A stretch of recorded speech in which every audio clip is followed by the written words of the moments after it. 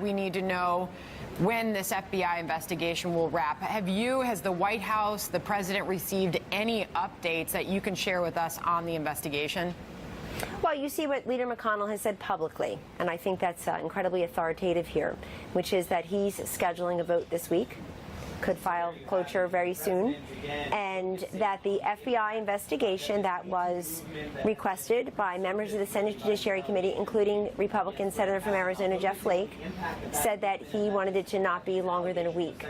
And if the FBI feels like that has been ample time for them to execute on the limited scope of the continued investigation. Here, remember, this is not a criminal proceeding, it's not a civil proceeding. It is pursuant to the Senate confirmation hearing of Judge Kavanaugh to the United States Supreme Court. We now have a Supreme Court without its ninth justice, and you see a lot of the polls where Americans want this to come to its completion. Speaking of polling, I want to make something very clear I haven't heard others mention, which is that for all the screaming and dreaming that this is helping the hard left, which is the modern Democratic Party, and energizing its base, and this is an extended part of the Me Too movement, etc. Of course, only if the victims of the Me Too movement are Democrats.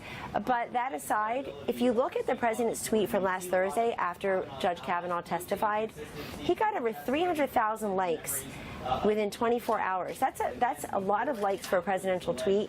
And your own primetime lineup on that same night, Thursday, following the historic testimony, you had 5.8, 5.3 million viewers on your primetime lineup shows. So it tells me, that the president focusing on the Supreme Court, and that folks who care about the Supreme Court are very focused on what happens here, and many are disgusted with the process, as you know. Bob Corker says they'll vote no later than Saturday, and he thinks Democrats have overplayed their hand. I apologize for interrupting.